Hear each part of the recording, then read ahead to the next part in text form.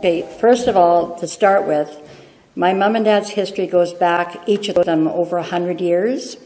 So because we're basically focusing on Royal Oak area in Saanich, I'm going to focus mainly on my dad and my dad's family. But I also give you some interesting things about my mom's family as well, and my mom. So I'll start by saying my dad is Ralph Leslie Punt. He was born in Edmonton, Alberta on September 28, 1922. And he died on May the 1st, 2006. And he was in Broadmead Lodge, and he got excellent treatment there. He was just a wonderful place to be. My mom is Sylvia June Burkett. She was born in Victoria, BC on June the 2nd, 1924, and died on December the 19th, 2016. And she was first in the Oak Bay Lodge, and then she was in the Broadmead Lodge. And she was quite a rebel. When she was in Oak Bay Lodge, she had dementia, was a type of dementia that was not from like Alzheimer's. It was from a lack of oxygen to her brain. And she was very funny with her dementia, very alert with it. And but she couldn't tolerate any roommate. She wouldn't share anything with anybody. And we had some very funny episodes. When I went in to see her at Oak Bay Lodge one day, she was in a massive fight with her roommate, and the roommate was yelling, "I can't stand her. I can't stand living with her. I need to move." And my mother's yelling back, "Shut up. You're not my boss, and you're not my mom, and I'm nobody's Joe." She's telling me this. And at the same time, Mom would be using all her face cloths, so the woman was getting quite mad about that. So they labeled all Mom's face cloths, and Mom said to me, "Look at how stupid the other woman is. They've labeled it face cloths because she doesn't know which ones to use," but it was actually because of her, right? So anytime they brought a new guest into the lodge, they always you say, "Could you come and take your mother aside?" Because she was very territorial with her area. But, which I don't blame them. They get put into a home and a small room, and they've lost everything all their personal belongings, and they go into a small little quarters with very little of anything that they have left. So they hang on to what they've got. So you can sort of see some of that. And anyways, now they'll go on to my dad's mom. My dad's mom was Lottie May Reed. She was born on June the 8th, 1892, and she died on March the 27th, 1932, and she was only 39 at that time. My dad was 9 at that time. She lived on Seven Oaks in Saanich, where I also lived during the first few years of my marriage before I moved to Kamloops. Her dad was Cornelius Reed, and her mother was Elizabeth Gary.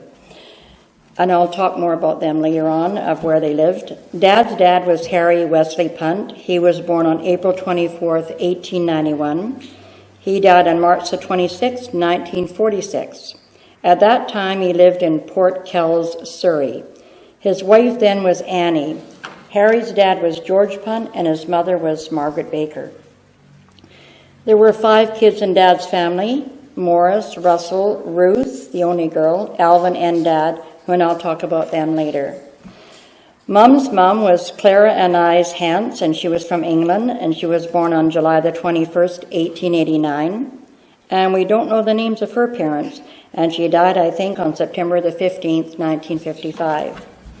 Mom's dad was Archibald Richard Burkett from England.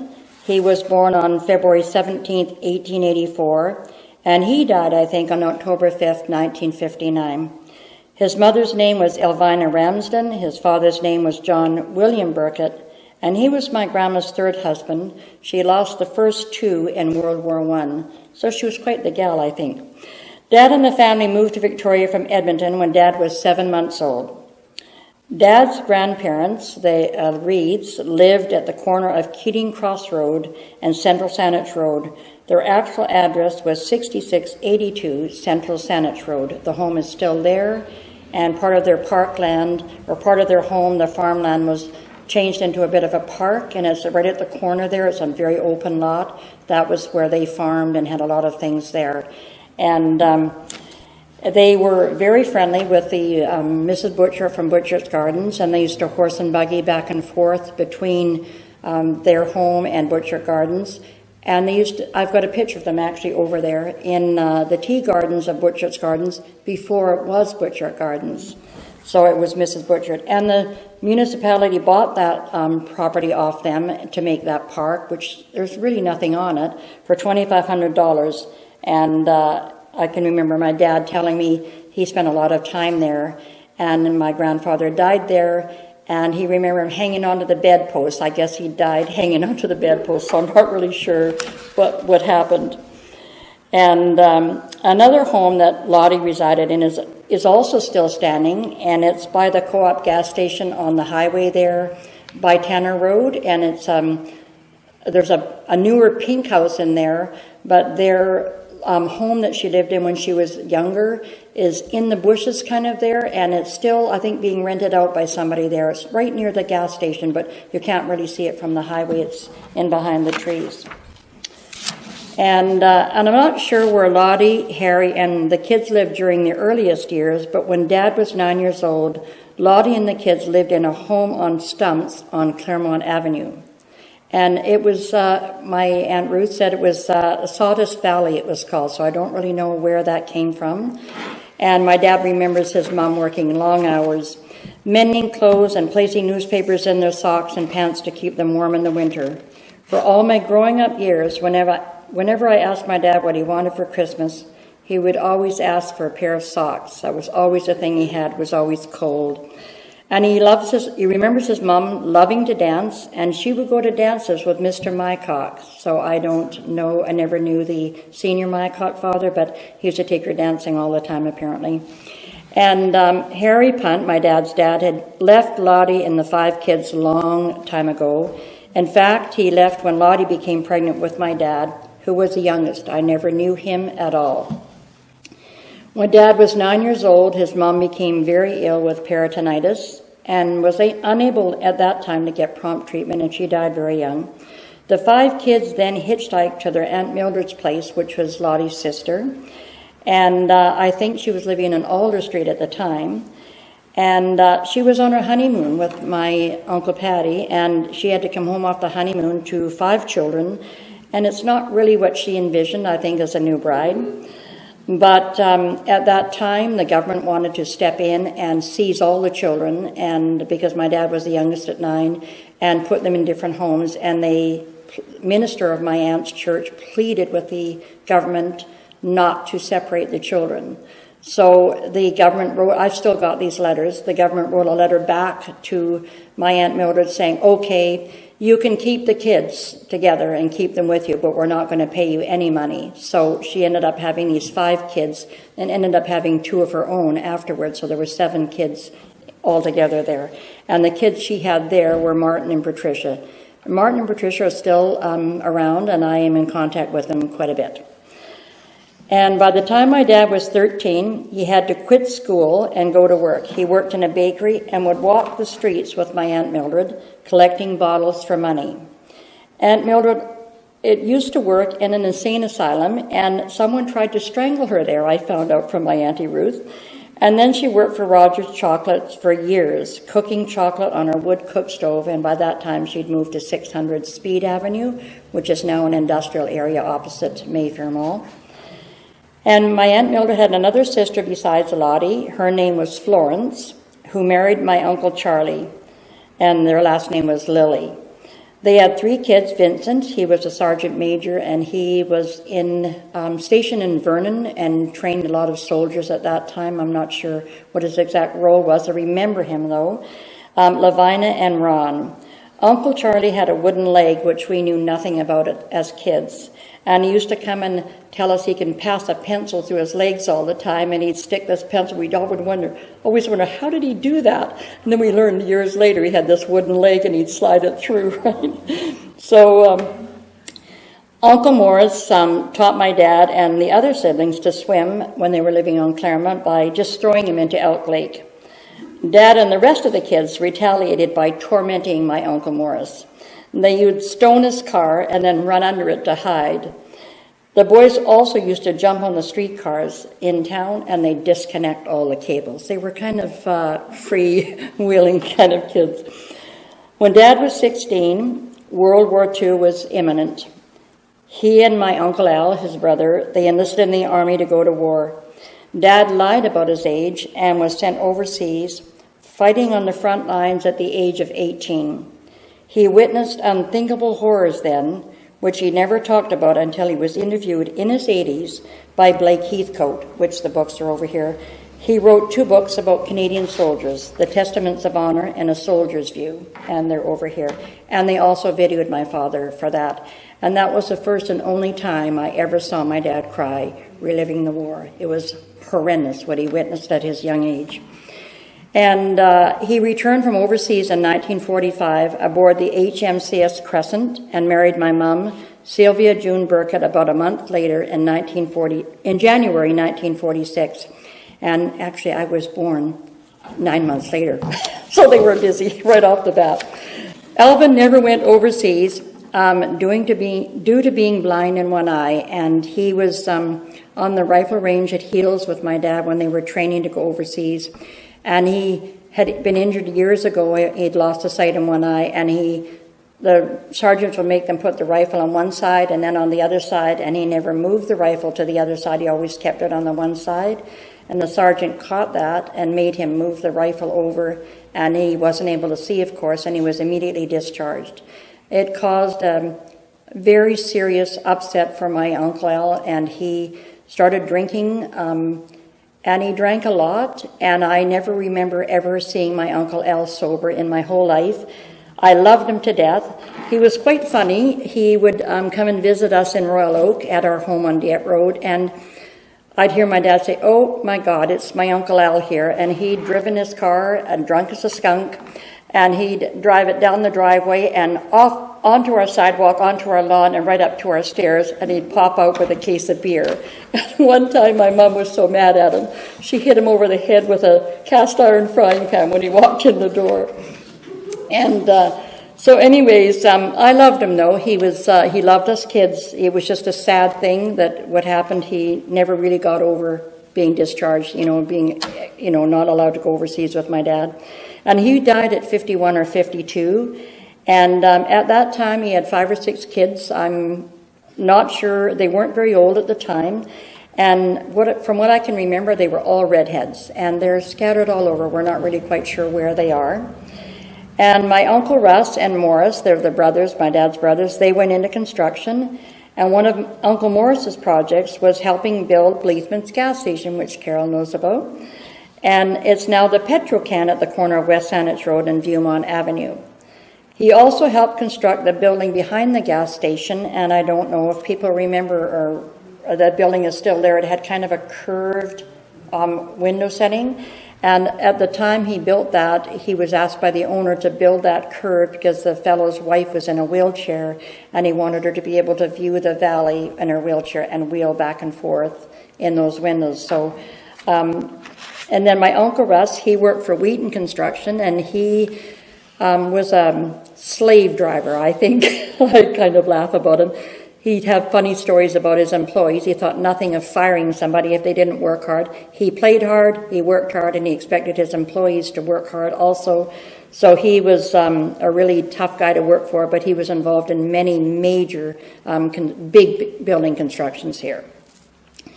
My dad worked for the BC Electric and the BC Hydro for 35 years, and he was a cable splicer. And actually, when he retired, he had fallen off the back of one of his work trucks, and he broke his hip, and that kind of led to his early retirement because it never healed really that well, and he was always in pain, constantly with that. And my Auntie Ruth, my dad's sister, she lived until about 2 years ago. She was in her late 90s, and she married a fellow named Bill Fletcher, and they lived in Vancouver for all the time I knew in a big old home. I don't remember too much. She passed away about a year or two ago. I'm not sure how long. I have a photo album there of her son, as one of her grandsons or sons has put all her pictures together, which is great. And she had 5 kids: Bill, Arlie, John, Tom, and Tony. Tony she had later, and Tony is sang at her 80th birthday, and he sings My Way just exactly like Frank Sinatra. He's a very talented fellow. And Arlie, her daughter, only daughter she had, she passed away quite young of breast cancer. My Uncle Morris married Babe, and they had 3 kids, which most of you probably know here, Bud, Shirley, and Beverly. Bud is worked for Disney World in Florida for years and years, I believe, and he's still in down that area, I think. And Shirley is still here, and Beverly is up island. And my Uncle Russ, he had 3 kids, Philip, Rusty, and Wendy. Russell's wife, Phyllis, was somehow connected to the Turner Ranch, I'm not sure, and the Mitchell Farms. We are not sure. They used to horse and buggy back and forth there. I'm not sure where the connection was. One of my cousins was telling me about that. And my Auntie Phil's father was John Adams, and he was an iron worker, and their home was on the gorge. It's still there. And he poured the mold for all the hanging flower baskets in the city. That's one of the things. And their home that they had on the gorge is in the Saanich Heritage magazine that Marg has told us about, and we have, right? And Dad and Mom, they had us 3 kids, Diana, Jerry, and Bob. We grew up at 4290 Dieppe Road, and it was a VLA home, as all the homes were. There was Dieppe and Caen and Normandy. All these streets were named after places in the war. And Fats Poultry Farm was at one end near Douglas Street, and we didn't have the Pat Bay Highway then. It was just, we all were on about an acre of property at least. Some of the kids living around us on Caen, Dieppe, Douglas, and Quadra were Rhonda and Laurie Williams.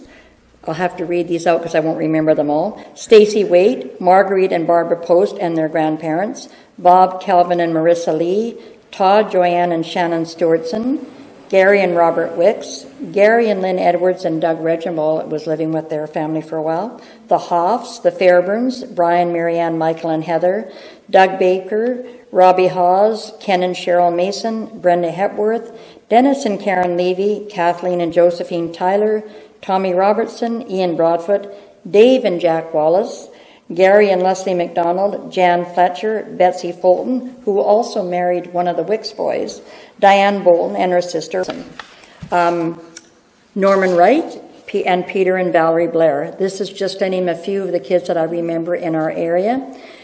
We played outdoors all day long until our mums whistled or called us to come home for dinner. Rithitz Bog was a regular play area. My friend Sue used to jump on a horse there called Star.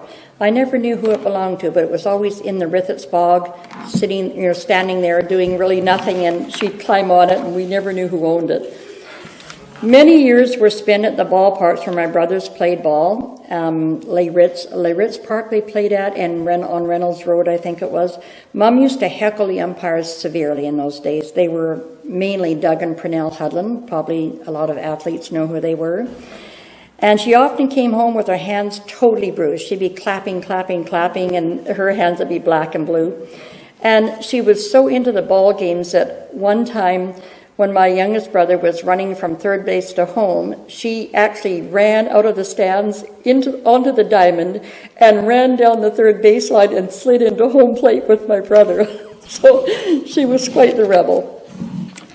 In the late 1950s or 60s, the construction of the new Pat Bay Highway began, and all the homes on Douglas Street, which would be the Fultons, Fletchers, Olsons, Boltons, they were removed, and part of our properties on Dieppe were taken away for the building of that highway. And I did have some pictures of the Saanich trucks building that highway, but I'm not sure what I've done with them. They might be on an old video that I have of my mom's, I'm not sure, a movie where I saw them, but I had the trucks driving along. But we were kind of bratty as kids. We used to run down Quadra Street, because Dieppe came on to Quadra then, and we'd go down where the trucks were slowly driving along, and we'd wait till they were very close, and then we'd dash quickly across in front of their trucks, and they'd have to slam the brakes on. And they really quite hated us kids around there. But anyways, and on Van Elman, there was a farm and a golf driving range, and Floyd Adams raised miniature horses on that farm. And we picked golf balls there for 50 cents a bucket, and I think the buckets held 50 balls, so we've got a penny a ball. The Greyhound bus made 2 runs to Sydney, one in the morning and one at night, stopping at Dieppe and Douglas Street. And the city bus stop was on Beckwith Avenue, just below Burge's Dairy Farm. And I can remember my brother and his friends were always trying to outsmart the Olson boys that lived on the back of, on Douglas Street they actually lived. And they would hammer and build forts for hours on end. And then the Olson boys would come whipping up to our place and they'd smash the fort down. And they were kind of bigger and stronger boys.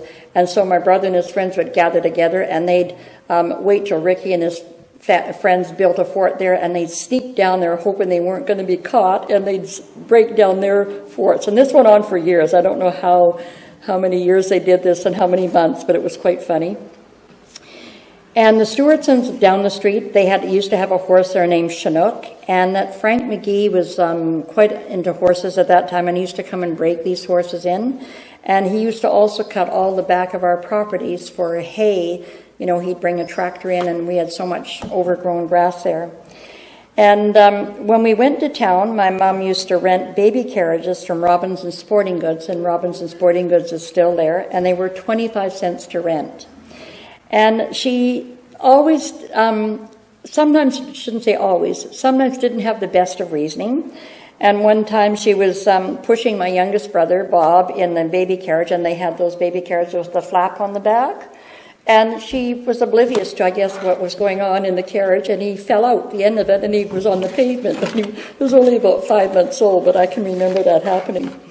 And then another time, we had on Dieppe, we had a clothesline that the line was lower at the back door, and it went uphill to a pole, and she thought she'd put our dog Toby on a run there. He had a long lead, and she tied the leash to the clothesline pole, and of course he went running away, and he went whoop, and he was up in the air.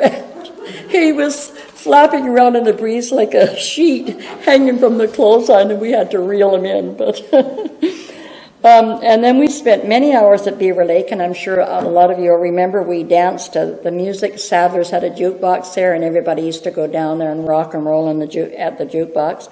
And then the Black Swan and Tasty Spot at Happy Land, we called them there, were popular hangouts. Few of us had cars. We walked everywhere. And we also picked berries, strawberries it mainly was. The Kellos had a strawberry farm at the bottom part of the Claremont Hill, where Claremont meets I think it's Halliburton, pardon me, not Claremont. At the lights there was a big strawberry farm there, and we used to pick berries there. And we'd walk and pick berries and then go home. And then one time, my mom and dad, they had a Volkswagen Beetle, and 5 of us, the 3 of us kids and my mom and dad, both of them smoking, had this Volkswagen Beetle, and we went all the way to California.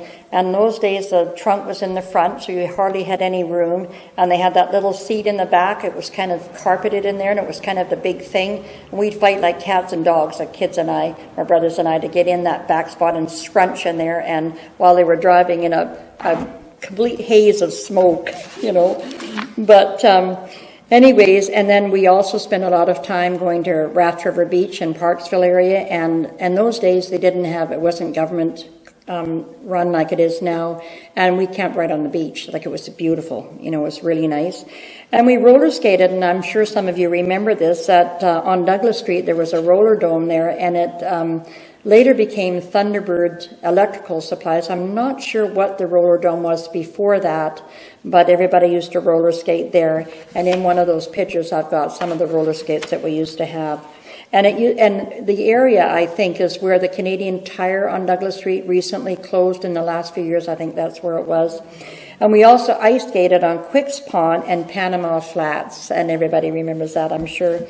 And we had a wood cook stove and picked up ice for our fridge on Harold Street. I remember the guy coming out with these great big picks and picking up this big block of ice, and we'd take it home. And we had milk delivery then with foil caps and cream on the top, and we folded foil caps on our bike spokes for trying to make them fancy. And in grade 1, our class made butter by taking turns shaking a jar full of cream that they had brought, the teacher brought to school, until it solidified. And at that time, our teacher, we had her grade 1 and 2, was Miss Southwell. I never liked her at all. I really I won't even say what I think of her. I didn't like her too much at all. And she used to hit Norman Wright all the time on his bare legs with a ruler. He wore short pants to school, and I never ever knew what he ever did wrong. I always used to hear the noises when she'd go out in the hallway and hear her hitting him, and he'd come in with all these red ruler marks on his legs, and I never knew ever what he did wrong. I used to feel so sorry for him.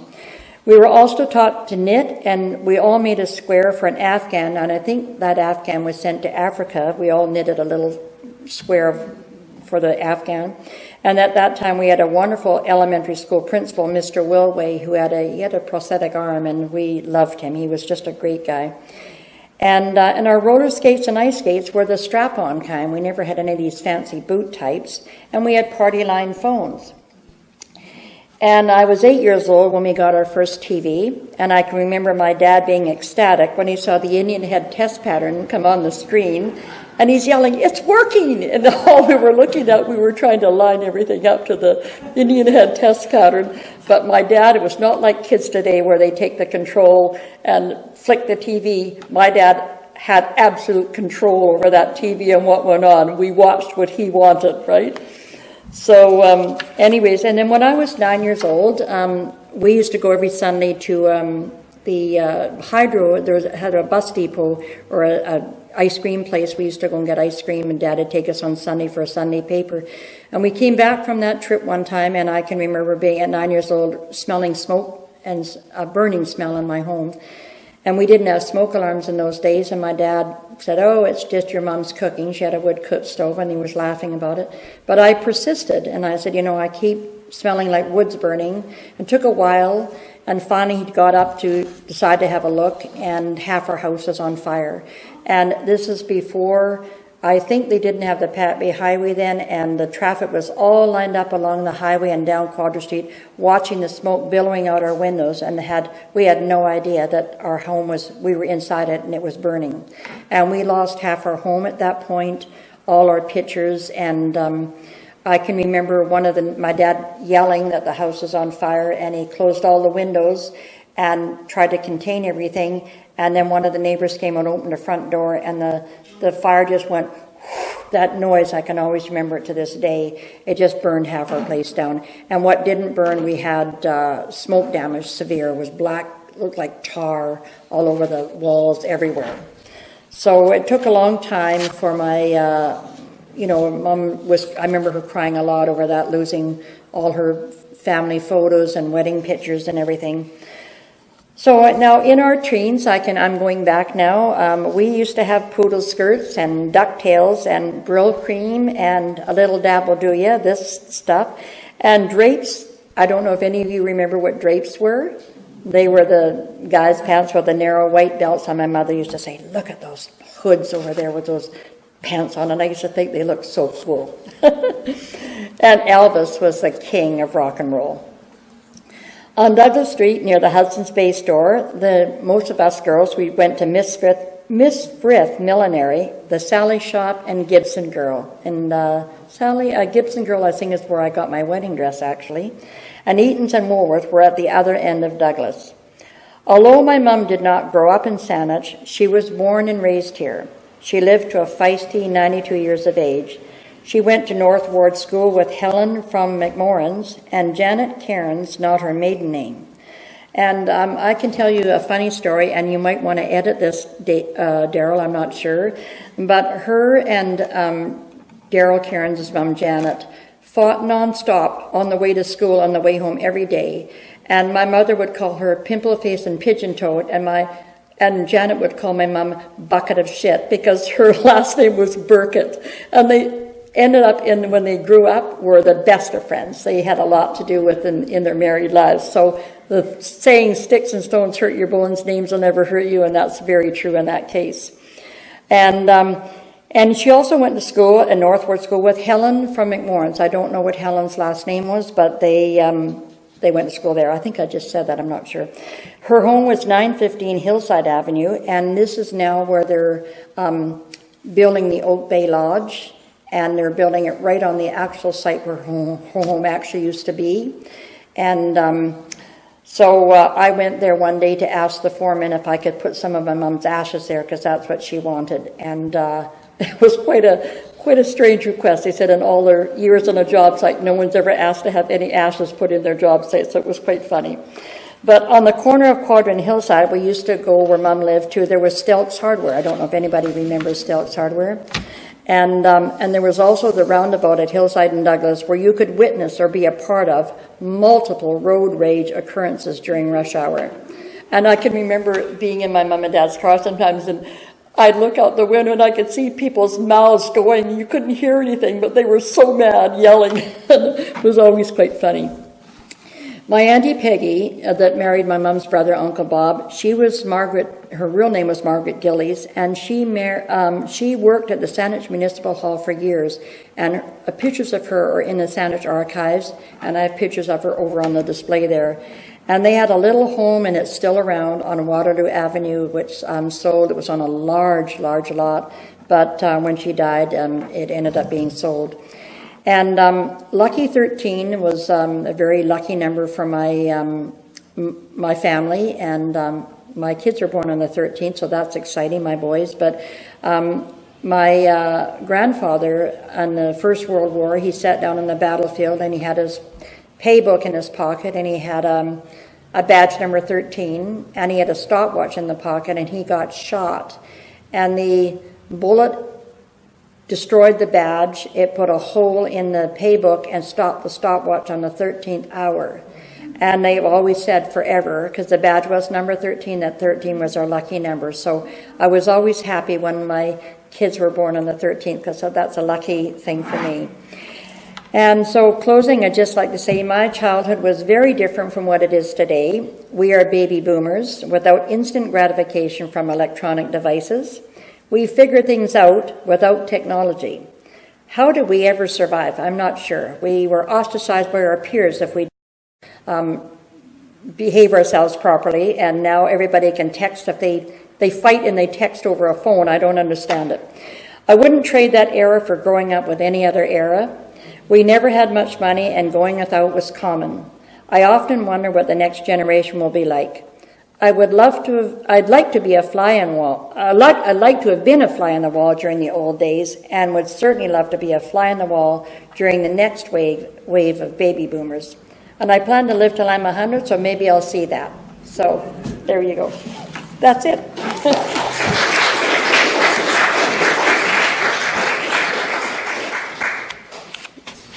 Anybody have questions?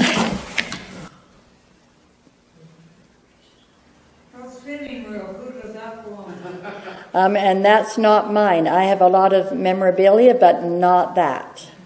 I have a question. Sure. You lived on Douglas Street? Mm-hmm. I lived on Dieppe. Yeah, well. Yeah, right, Douglas, yeah. I remember up until Pat the House was built, we always went to town either via Glanford or Quadra. Yep. Never by Douglas. That's right. That's right. Why? I don't know. Yeah. Not go through Quadra? Douglas, Yeah, occasionally Dad would give us a thrill by driving down. Douglas didn't go through to Quadra at that time, I don't think. If you go down, yeah, if you go up, yeah, like if you go down, go up Quadra and make a right-hand turn onto Con, which is, there's a stoplight there, and on that left there's a church there now, but that was Brenda Hepworth's place. They used to have a big rose farm there. And you used to go down Con, and you make a left, and you go down, and past Pat's poultry farm, you'd make a left there onto Douglas. And that part of Douglas is still there. But the rest of it was properties along there, and I think it went along there and continued, but I'm not exactly sure where. I think I've got the pictures on a video of my mom's. She's got the old, reeled, videos. I had it done into a DVD, and I'll have to look at that, but I'm not sure, because Costco does this. They convert old reeled movies into DVDs. They do a beautiful job. And the highway took all those homes along Douglas Street at that time. So there used to be back of our property, there was a ditch, and then there was the Fletchers and Fultons and Olsons and Blair's were on the other side of Douglas Street there. Everybody probably remembers that, yeah. It was there. Pardon? Fats Farm was there. Yeah, Fats Farm is just down the road. There was 2 little flat-roof houses. You lived in one. Yeah. I visited you there when you were first married to Morris. Yeah, that's right. And Barb lived just 2 doors down from that. Oh, did She she? lived on the other side of Harry Stewart. Oh, okay. Yeah, I didn't know that. Yeah. But we knew everybody around there. We just lived outdoors all the time. We didn't, so very different like it is than it is today. It's very, very different. I wouldn't trade the era at all because the communication level is, I think the social skills we've got great social skills, our generation, I think. But not knocking the younger generation, but I think we do have a great rapport. Any other questions? I worked in the Campbell River Hospital for weed construction, and the superintendent that we had on the job, he'd come from Marwell, and he'd been used to big jobs, pulp mills and dams Oh, and that right. sort of stuff. We needed a bunch of compressor hose, so he phoned the office in Victoria. Russ Punt brought it up in the trunk of his car, and he's throwing it out on the ground. He's got all these rags tied around it. And this Charlie's looking at it, and he says, "Look, when I want compressor hose, I don't want this garbage." He went and got an axe out of a carpenter's toolbox, and he started chopping it up into 2-foot pieces. That's my uncle. Yeah. And he once challenged, I won't say the name because it's a very, very well-known architect in the city, and challenged him on the construction of something or the design or whatever, and he was right, and the architect was wrong. So I won't mention the name, but he said, he'd say, I'm not taking this from you. He was quite a funny guy. My uncle was, he played hard, he worked hard. Yeah. Okay. That's it? We're done like dinner? Stick a fork in me, I'm done.